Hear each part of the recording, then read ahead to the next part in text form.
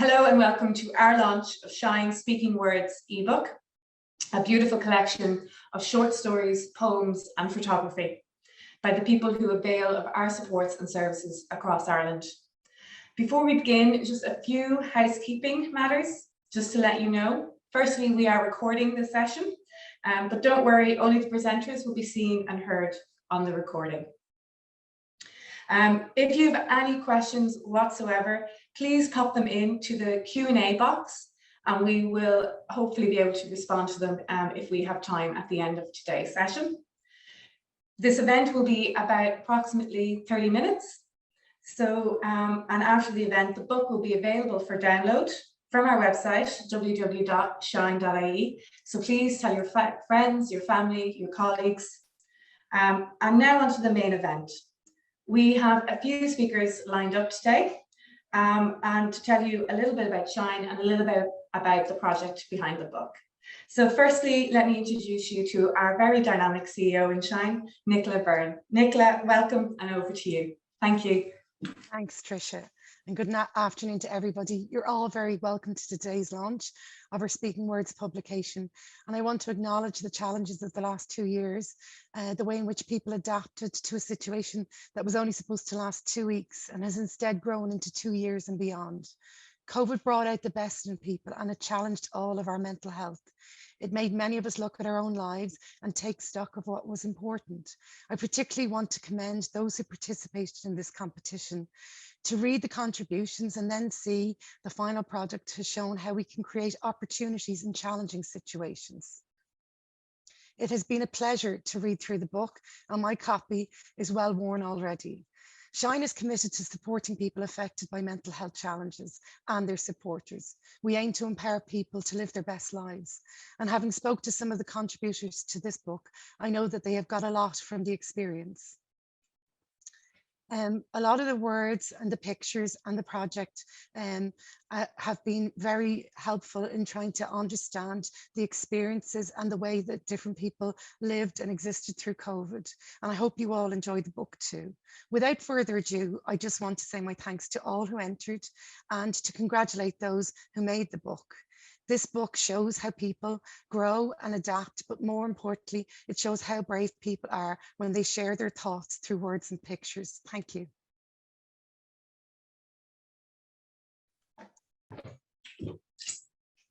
So, thank you, Nicola, for that lovely welcome.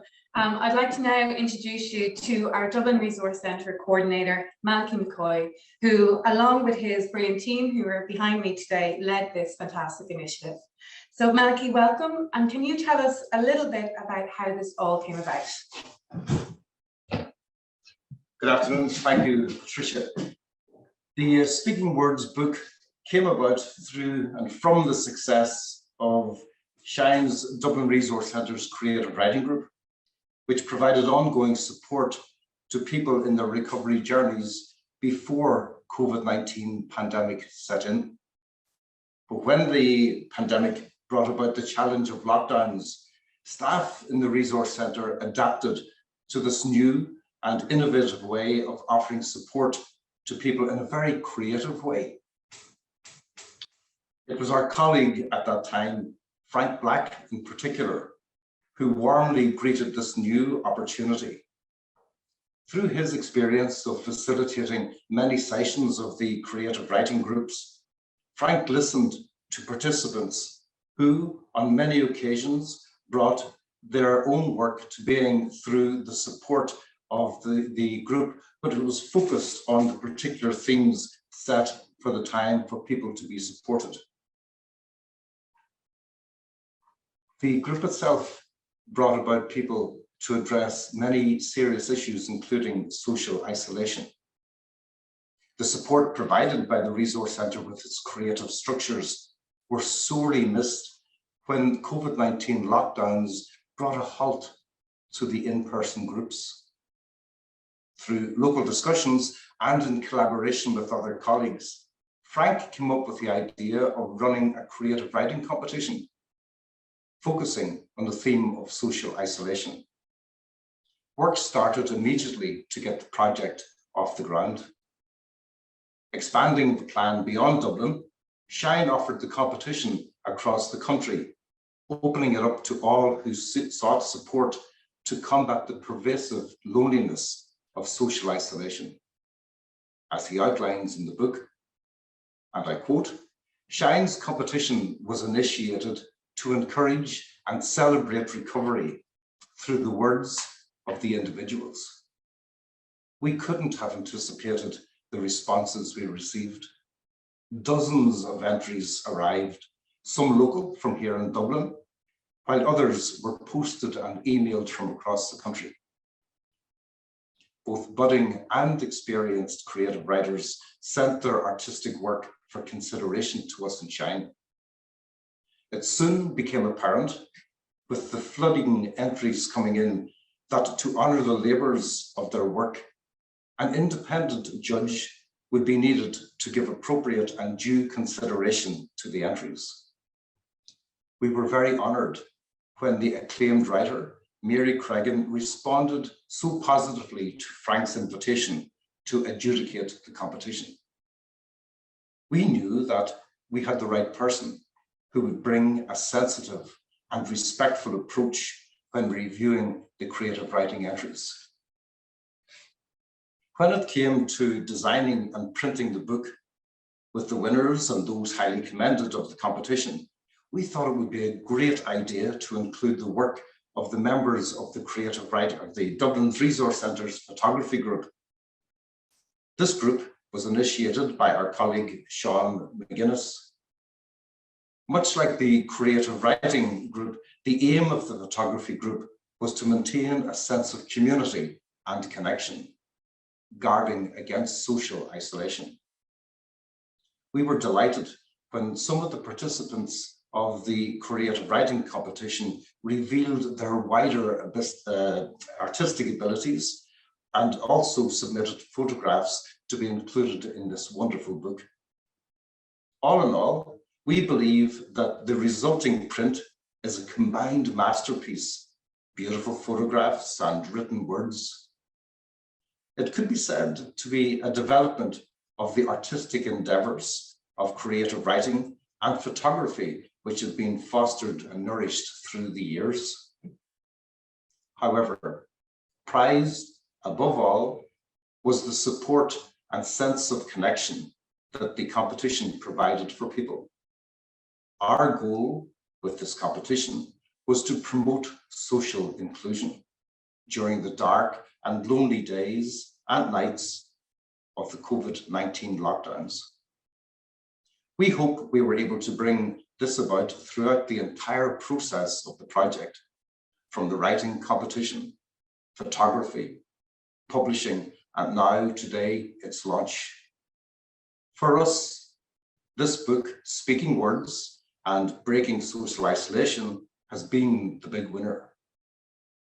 Thank you to all who participated, and well done to those whose work is featured in its colourful pages. Thank you.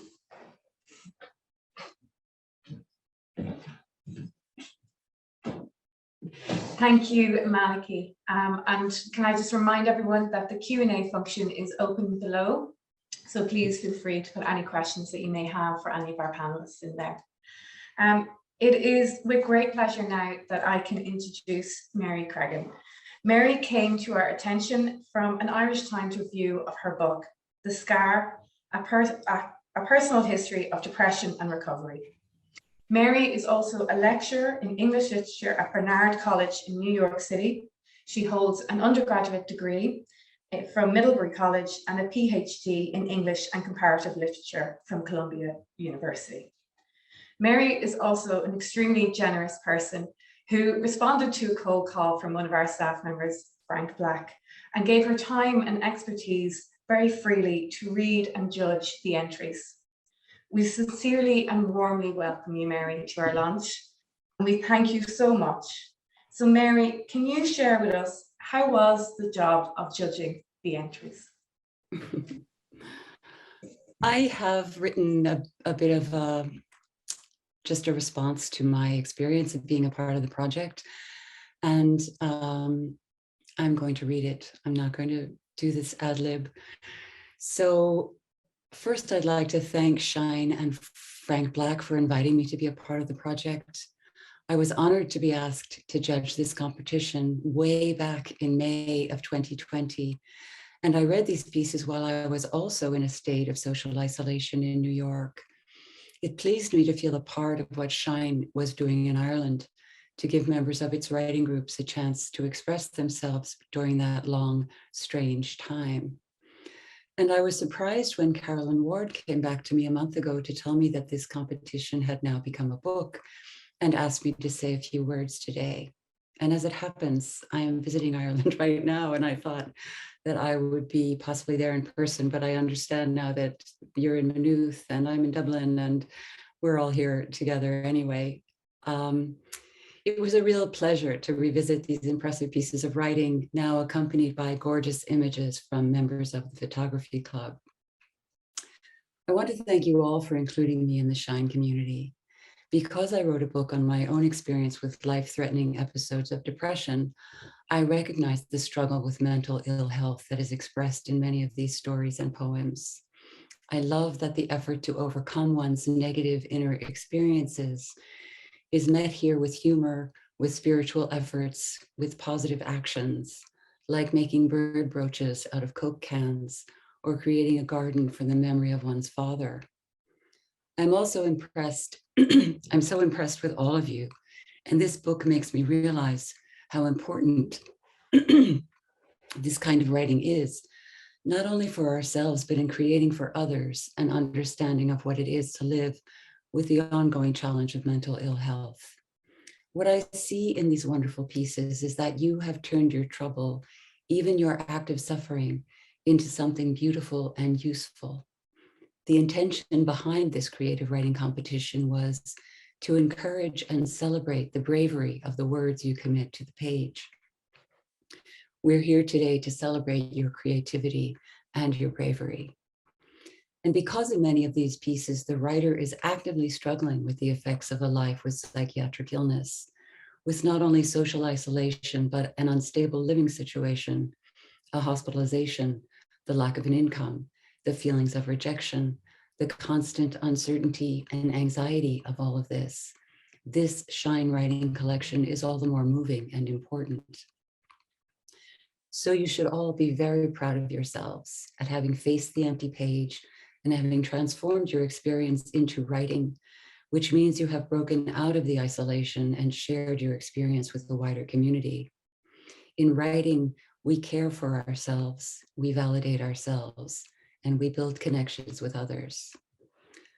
I'll share some brief passages from the end of my book, The Scar, skipping a little bit here and there. Every day in the bathroom mirror, I see the scar that most people never notice, a constant reminder of what irreversibly has happened. It's the sign of a story I've kept mostly to myself for over 30 years. But visible scars do tend to provoke the question, what happened? My scar is not the sign of my identity. I can't identify with the mind that compelled that action, but it stands for a defining double trauma, the loss of my child, the loss of myself. It's the sign of an illness that has shaped my history. After bearing this mark in silence for so long, I've given myself permission to say what happened. My silence, I now see, has been more than a matter of trauma and shame. I've been complicit with all of those who don't want to look squarely at what happens to people under the influence of a depressive disorder. My story is a way of bearing witness as a person whose illness was diagnosed only after it had already done enormous damage, to the suffering of so many people whose depression goes unrecognized and untreated, and to those who have died by suicide, unable to live another day in a torment they believed would never end. Most importantly, I want to encourage people in the depths of hopelessness to believe that they can come through and to find help from a compassionate, responsible professional who will care for them until they do. People in the grip of severe depression might take as their mantra a line from Rilke, so relevant to all kinds of human trouble that it has become an internet meme. Just keep going. No feeling is final. We all carry the marks of our struggles with mental ill health, and there's something heroic about our ongoing survival.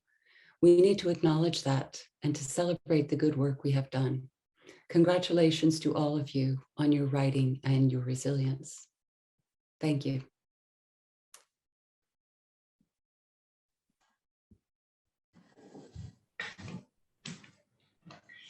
Thank you, Mary, for your beautiful words. And now we come to our final section, a short video of the works of our authors and our photographers, introduced by author Brian Keenan, a Northern Irish writer. When we considered this virtual launch, it was important that those who participated spoke their words. So we ask you now to sit back and enjoy their words in their voice. Thank you.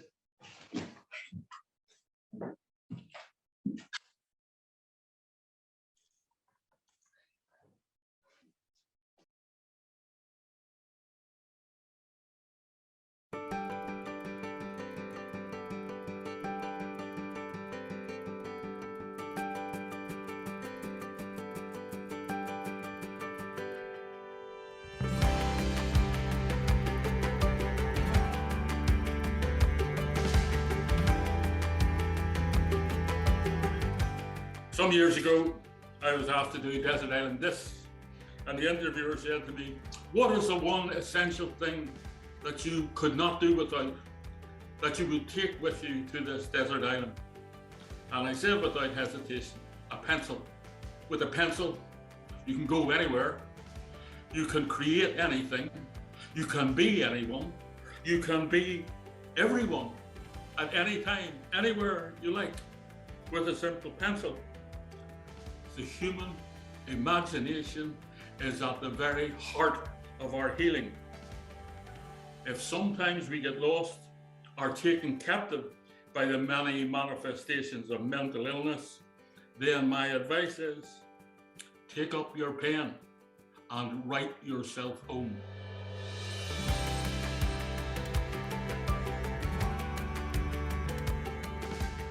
I stood back and admired my memorial garden, created for my special friend, my dad. The blue skies above with its magnificent warm sunshine and the blackbirds singing amongst my flowers, trees and stones each reminded me and contributed greatly to my quick mental health recovery in a period of self-isolation. I had conquered success and turned any negative images, feelings and faces of gloom and sorrow into everlasting light.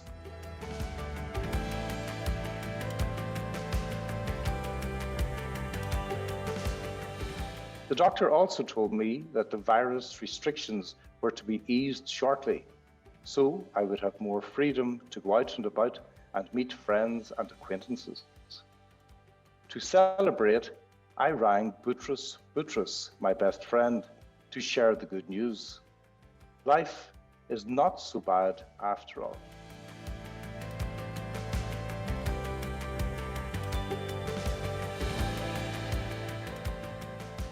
I felt the raw call of the wild reach out to me.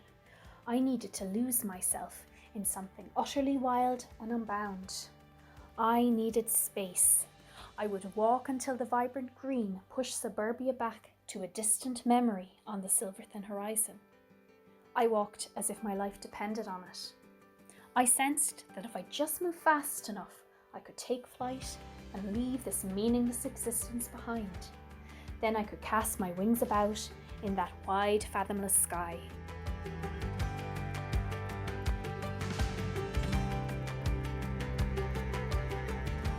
The light was there, but how to find it? Through the grey mist it shimmered blindingly, but somehow it seemed so far. In a previous existence, mountains were conquered.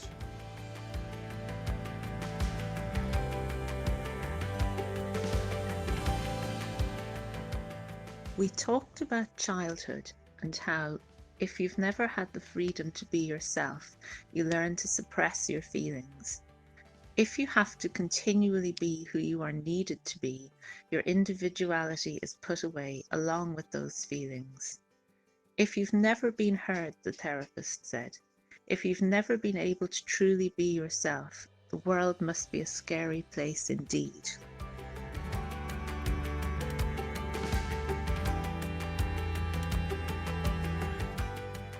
Ah, yes, love between a man, a woman, a gay, or whatever. You will find your lover. Listen to the song. Since the 60s, there's been a plethora of common tunes on love. The reality is, a woman has to be very careful, particularly choosy and fussy, of whom she picks to live her future life with. Not a no-hoper with no job, money, or friends. A mental health patient, you cannot be serious.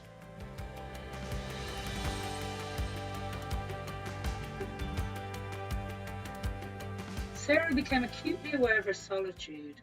Some days time moved along as you'd expect it to, one thing following another. Other days time obeyed no rules, and a minute might drag on to eternity. There were tricks to passing through this extended time, counting, punctuating, methodically repeating already finished tasks. Yet still, work time would get the better of her. She could hear a pounding sound in her head, a long, deep pounding that repeated again and again through the long minutes. There was no way to stop it, to get it out of her head.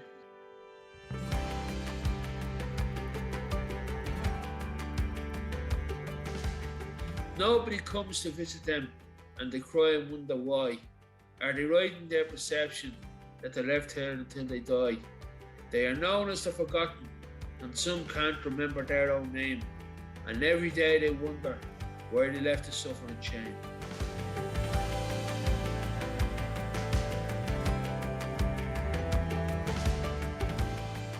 She was adept at wearing masks to conceal her inner turmoil. Annalise would force herself to go out and do things, to get involved. A high flyer academically and good at athletics in school, she went on to excel at university in communications engineering. A postgrad at Princeton ended with her obtaining a PhD. Parents were so very proud of her and her achievements, but she kept her secrets of her inner demons guarded well. But although utterly alone in the vast scheme of things, Annalise felt at peace and at ease. She would be all right. Her memories would serve as her companions of camp. Shine is funded to offer support to people affected by mental health challenges and indeed their families. To learn more about how they can help, please visit shine.ie.